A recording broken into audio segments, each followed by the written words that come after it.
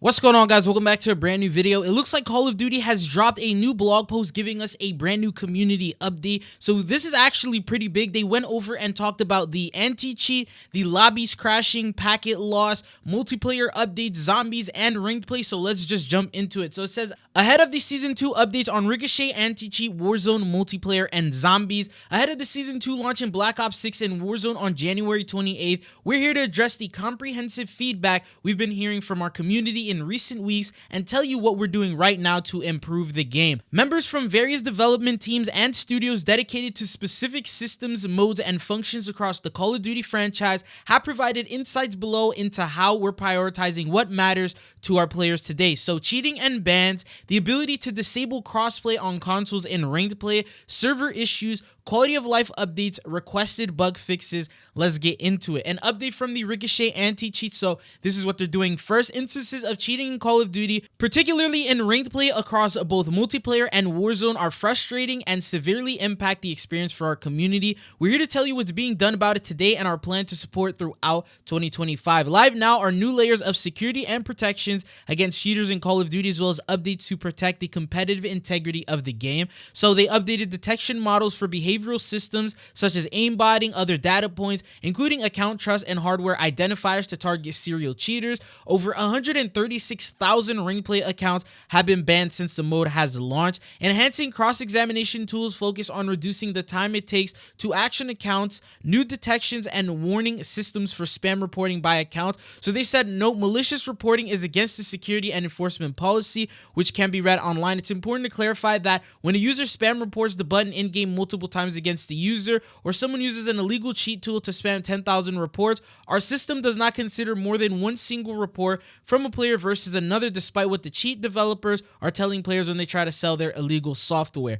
New detection and warning systems for repeat playing with cheater behavior. So even if you're not cheating, when a cheater is banned, our system will detect other accounts it has regularly partied up with and raise flags for investigation to combat boosting and other cheating behavior. They also said, we have seen community questions about detection methods like IP-based banning. We do not utilize IP-based banning for anti-cheat because they tend to take action against the entire groups within the range that aren't problematic. For example, a whole college campus, an internet cafe, they would be swept up in an IP ban wave when only a single machine was targeted. They said in December, we announced that we're implementing major upgrades to the current online and active kernel level driver for Season 2, as well as upgrades to server-side systems in early 2025. Here's more on what to expect from these updates and when they're set to be added. So Season 2, new and improved client and server-side detections and systems, major kernel level driver update, improvements to the driver security, reinforced encryption process, new tampering detection system. For Season 3 and beyond, a multitude of new tech, including a brand new system to authenticate legit players and target cheaters.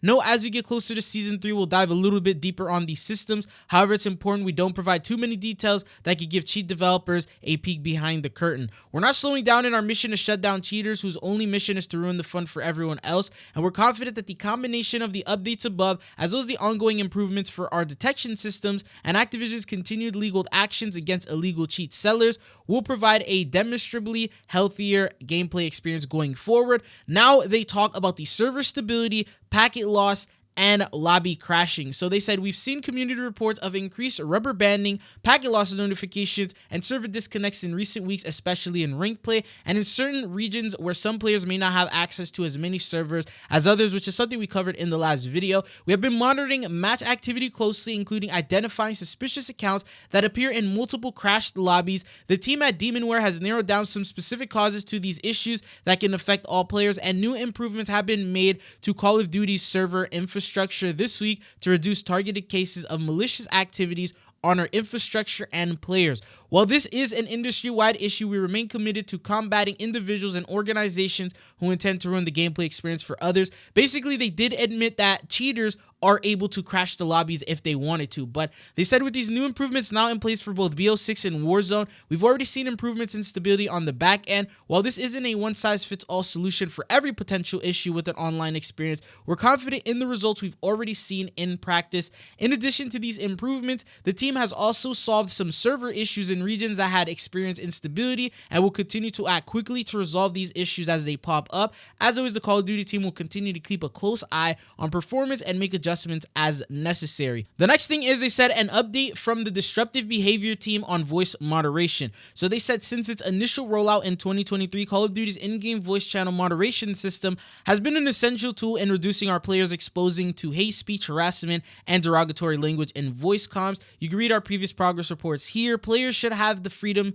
to trash talk, and we're constantly working with our team to make sure moderation is solely targeting conversations that veer into derogatory territory. The disruptive behavior moderation and player support teams are consistently examining our moderation systems to make sure we get this distinction right. We employ regular tuning sessions conducted by humans to improve the accuracy of voice moderation detection systems based on our code of conduct, which specifically calls out for the type of inappropriate language we target. Stay tuned later this year for a new progress report from the disruptive team examining results for voice and text chat moderations. And now we jump into the actual patch notes for Black Ops 6. They said in addition to all new maps, modes, and rewards coming on day 1 of Season 2, Treyarch has prioritized several gameplay updates, quality of life improvements, playlist changes, and notable bug fixes scheduled for Season 2's launch based on player feedback, as well as with key updates for rank play. So the global challenge tracker, up to 10 manually tracked challenges or 10 nears completed, separate HUD preset setting for multiplayer and zombies, reduced collision with teammates to improve maneuverability around tight spaces and doorways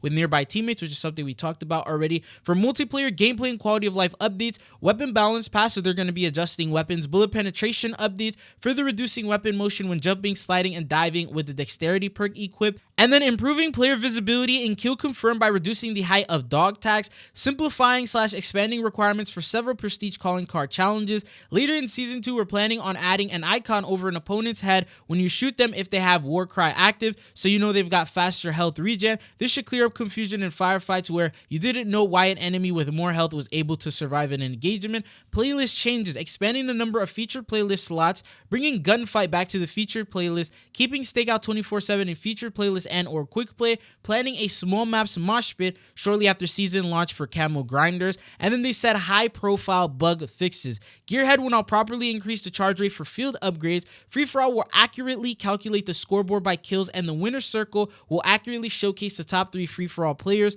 Ninja will no longer be able to reset between respawns or round transitions in certain game modes. Fix and tuning updates for a large number of calling card issues. Now for rank play, we've heard the feedback from players about wanting the choice to toggle crossplay and rank play since its launch earlier this season, and in spirit of improving the gameplay experience, we're returning it to the way we've traditionally handled crossplay in Season 2. We are enabling the ability to disable crossplay for console players who want to compete only against other console players, which is a pretty big W. This is currently in testing and is planned to go live for both BO6 rank play and Warzone during Season 2. We'll be monitoring closely and will consider further changes to prioritize the integrity of the ecosystem, and we'll have more details to share as we get closer to the launch of this feature. They also did the vote to forfeit feature is coming in Season 2 launch, which allow players to vote with their team to end the match early if the team is getting blown out or you've lost a teammate. Forfeit matches count as standard loss and do not result in SR penalties or suspensions. The ability to rejoin ring play matches is also planned later in Season 2, which should help ensure a fuller team in matches if players experience a disconnect. New Season 2 rank play rewards will include camos for gold rank and up,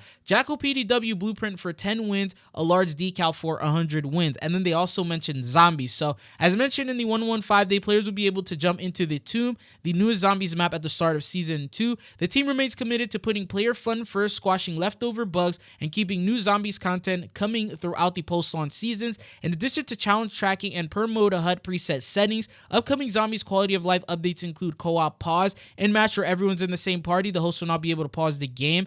AFK kick loadout recovery. If a player is kicked for going AFK in a co-op game, they'll not have their loadout essence and salvage restored when rejoining. Now they also mentioned some Warzone updates. So let's talk Season 2 for Warzone. We made the decision to prioritize focus on gameplay tuning, adding more quality of life, and addressing ongoing bugs. This means that in order to deliver meaningful improvements to our players, new content originally planned for Season 2 has been shifted to create a bandwidth to address foundational issues. These improvements won't come all at once, rather they'll be staggered across the season, and with quite a few quality of life changes coming mid-season, our priority is having the most solid foundation that Battle Royale can offer and are excited for players to see it live. That sort of sounds like bad news. It sounds like they're pushing content updates back a little bit until they fix Warzone, but what are your thoughts on that? And then they said key gameplay and quality of life adjustments. So Warzone is constantly an evolving game, bringing new experiences throughout yearly integrations of weapons, mechanics, maps, and more. While this approach keeps things fresh, it also comes with its share of challenges. Regular changes come with the risk of shifting the game away from what some players consider their sweet spot, altering mechanics and features that once defined the game for them. The ongoing challenge lies in finding the right balance of innovation while preserving the core DNA that makes the game uniquely Warzone. On that note, we're introducing a number of gameplay adjustments in Season 2 and beyond, and we hope players are happy to see it. For weapons, reload speeds are faster for all weapons, anywhere from 5 to 20% depending on the weapon class. Reduced penalty when sprint to fire, jumping from 35 to 10, and increased jump ADS speeds by 25%. The intent is to find that middle ground of being able to pull off jump shots without it being meta movement strategy. Adjusted bullet penetration across most materials, resulting in a more consistent experience for thicker walls in particular. Weapon swap speed increased by 10%, effectively replicating the effect of quick grip gloves perk from Modern Warfare. Remove burst and semi-auto rifles and low rarity pistols from ground loot, allowing for more confidence in knowing how your weapon will fire when you pick it up. Movement increased both jump speed and successive jump height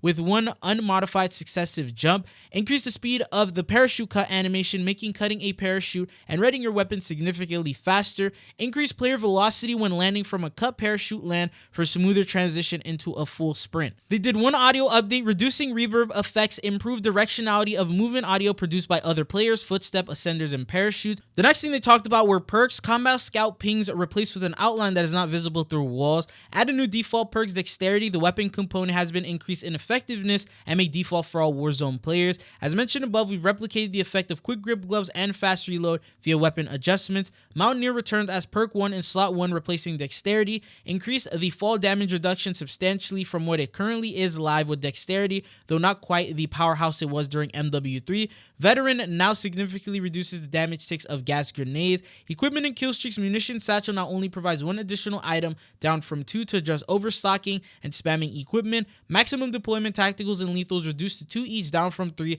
to make more purposeful trap plays.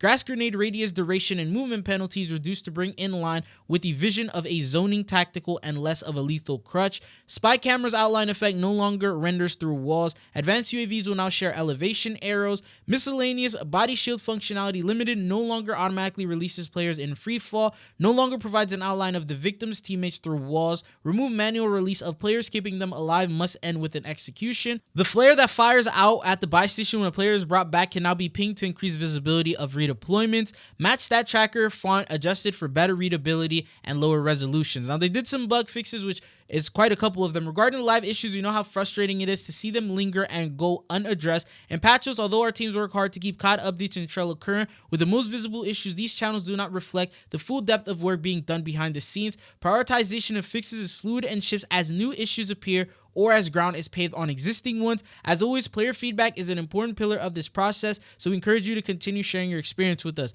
Here are some of the fixes players can expect as Season 2 launches. So map and gameplay issues, address visibility of dark areas and characters on Rebirth Island, players being forced to stand up while revive down squad members, exploits allowing players to access unintended areas of the map, parachutes deploying when jumping off ladders. For weapons and equipment, weapons becoming inaccessible near interactable areas, weapons falling through buy station models, weapon tooltip appearing as common when dropped to the ground, and for perks and contracts, ghosts persisting through the pre-match lobby into the match, cold-blooded not properly countering the tracker, quick fix health regen not properly activating while plating, survivor preventing players from reviving down squad members, most wanted contracts not overriding respawn timers as intended, and operators address operator selection appearance issues in the menu. For rank play, in addition to the above, no incoming crossplay options for console players. Rank play in Season 2 will see a refinement to the amount of SR required and adjustments to deployment fees. These updates aim to soften the on-ramp into accessing rank play and make the top end truly competitive. competitive. As a parting thought, I want to take a moment to reflect on the significance of Black Ops 6's integration, the largest in Call of Duty history, which for the first time has brought our teams and products together into a unified development environment. While this transformation has presented its share of obstacles, it also paves the way for more ambitions, updates, and closer collaborations in the future. We're essentially laying a foundation to make new technology immediately available to all our studios, improving development pipelines and the stability of porting features between titles, and allowing us to focus more on our time on future releases. They said, looking ahead, we have ambitious plans and plenty of new content coming to Call of Duty in 2025, and you have our commitment that what's been outlined above is only the next phase in a series of ongoing updates with one mission in mind, making our game secure, social, and fun. As always, make sure you're following COD updates, but Season 2 is around the corner on the 28th, and it looks like this is what's going to be coming in. So probably the biggest update we've gotten in Black Ops history so far. What are your thoughts and opinions on it? But that's it for this one. Thank you guys for tuning in, and I'll see you guys again. Peace.